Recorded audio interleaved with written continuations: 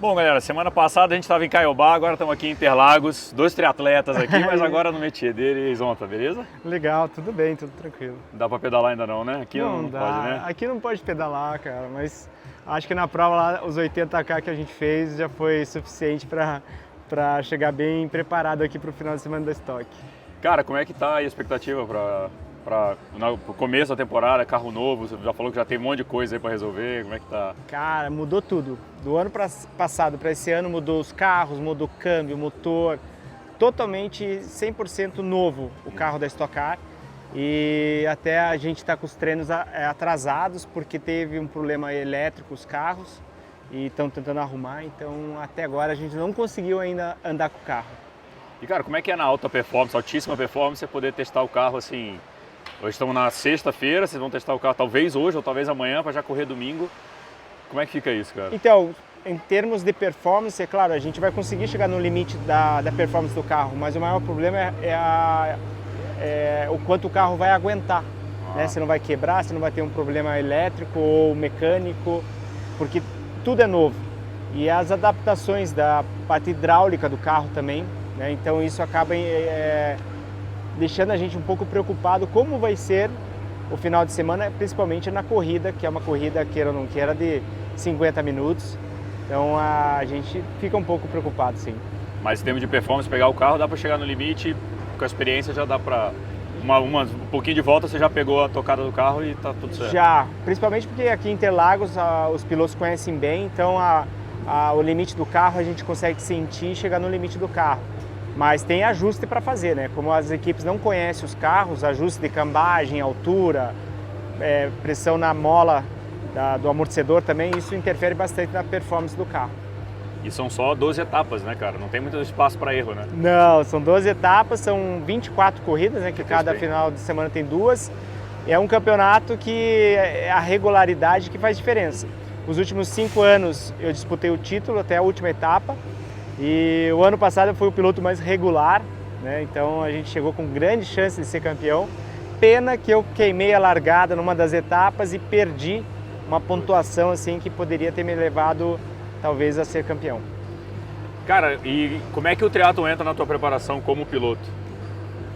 Já faz um ano que eu comecei a estar treinando como, né, no triatlon, fazendo as provas. E eu me sinto muito mais bem preparado, até pela temperatura do carro, que é um carro que dentro do carro chega a 60 graus, né? Porque o motor é ali perto do cockpit do carro e é onde fica o piloto. Parte também psicológica, porque a gente sabe no triatlon o quanto a gente sofre, né? Às vezes está doendo tudo, aquela prova ali que você fala, cara, chega, não quero mais, ainda tem lá 20K, mais uma volta, mais 20K de corrida a pé ainda. Então, ao psicológico, isso ajuda muito. E o corpo, né? Eu nado 3, 4 vezes na semana, então você acaba pegando uma massa muscular boa para sustentar qualquer impacto, qualquer coisa que aconteça. E por que o triatlon assim, agora? Tipo? Eu comecei como corrida de rua, né? E aí chegou um momento que eu falei, cara, tá faltando alguma coisa. E aí conheci o Luiz Irã, tal, fui lá fazer a provinha da triativa. E gostei muito, daí acabei indo para esse caminho. Você não pedalava, não tinha nada disso? Não, e aí foi engraçado, porque eu fiz essa primeira prova da triativa lá, que era a prova de verão do ano passado, e eu não tinha bicicleta. E aí, por acaso, o Roger lá da Felt, né, a gente se conheceu e tal, e ele falou, não, vamos te mandar a bike. Cara, show de bike, a Felt não tem comparação, cara, ela é avião mesmo. E eu que tô tendo que me preparar para conseguir guiar pra ficar à altura dela, né? Ficar na altura dela. Pô, legal, mas você tinha outro... Porque como piloto você tem a Stock, você vai correr NASCAR, corre... Teu calendário é meio louco, assim. Aí pegar um esporte de 3 modalidades ainda, como é que é encaixar isso na tua vida também? Eu consigo treinar pela parte da manhã, uma modalidade, bem cedinho. E no final do dia, outro, né? Como eu tenho o rolo em casa, eu moro no Parque Barigui, que é um parque...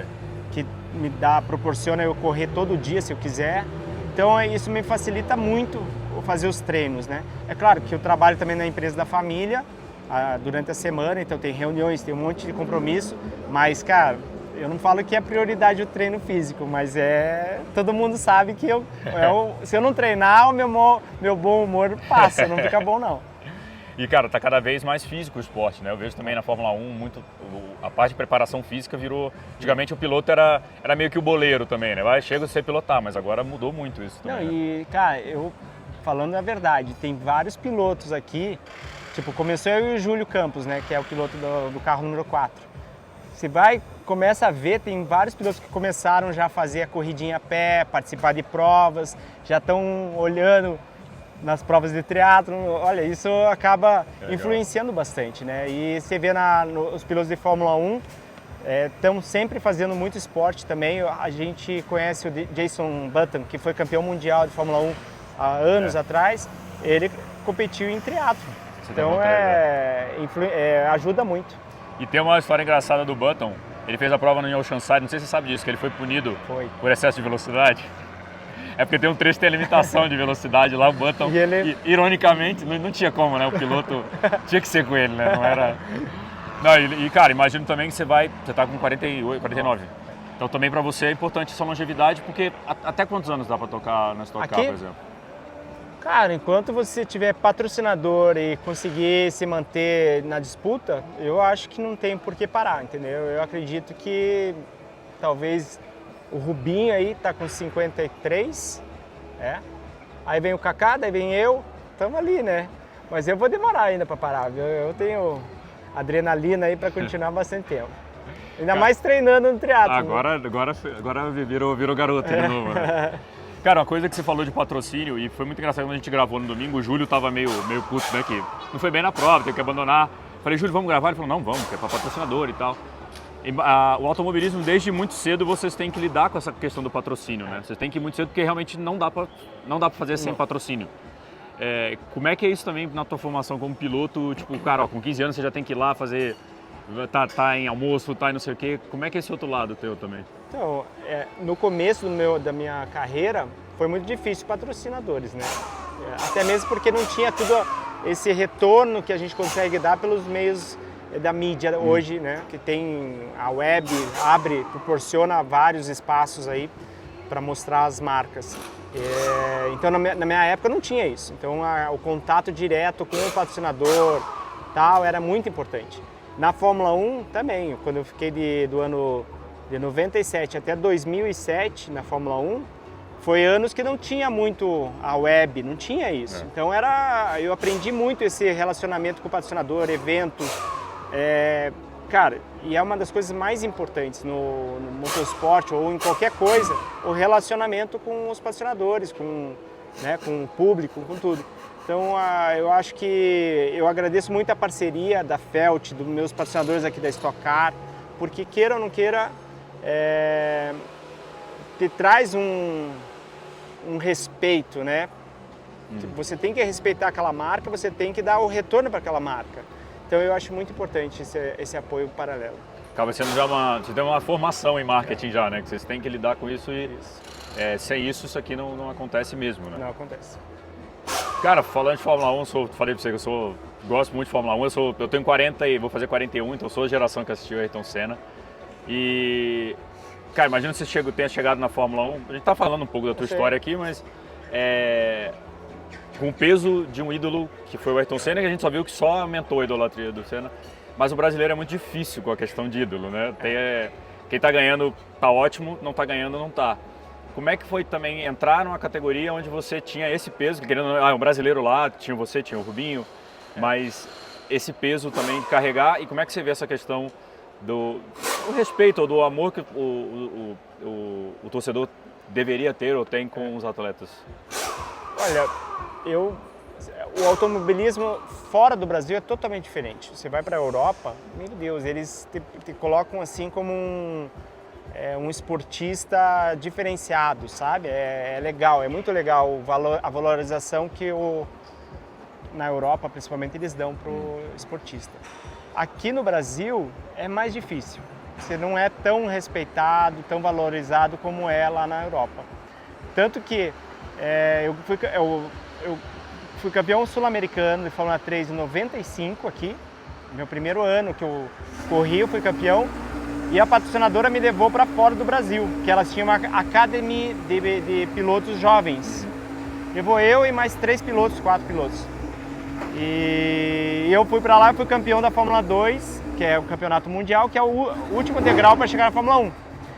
E nesse ano eu fui contratado pela McLaren, 3 anos de contrato para ser piloto reserva e depois substituir algum. E nesse ano, daí eu corri pela Mercedes no Mundial de Turismo. Fui campeão mundial em 98. Em 99 eu acabei entrando na Fórmula 1 por outra equipe, não pela McLaren. Pela BR, né? É. Então foi assim, uma coisa diferente de tudo, né?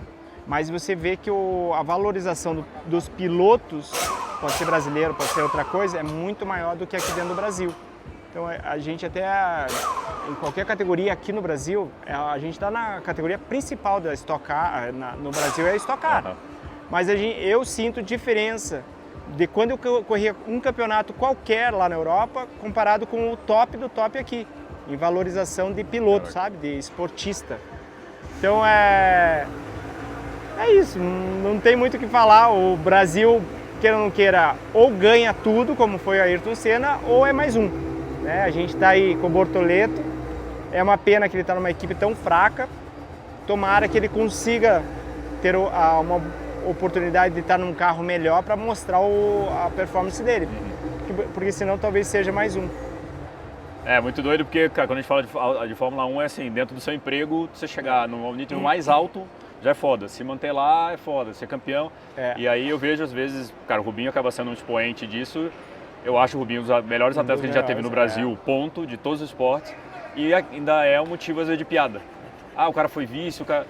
Não, o cara se manteve, sei lá, 17 anos lá, se manteve 10 anos na Fórmula 1. E não tem, agora a gente vê o João Fonseca, por exemplo, todas as modalidades é isso, né? Não ganhou, puta, é amarelão, é não sei o quê. É foda isso. É foda.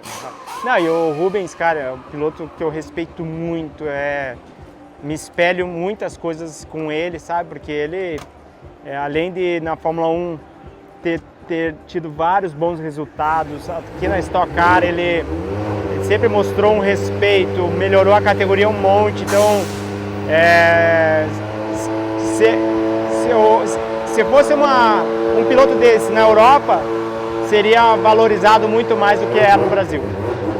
E para vocês, como produto, acaba sendo muito bom, né? Vem o Rubinho, o Hélio Castro Neves, Felipe Massa.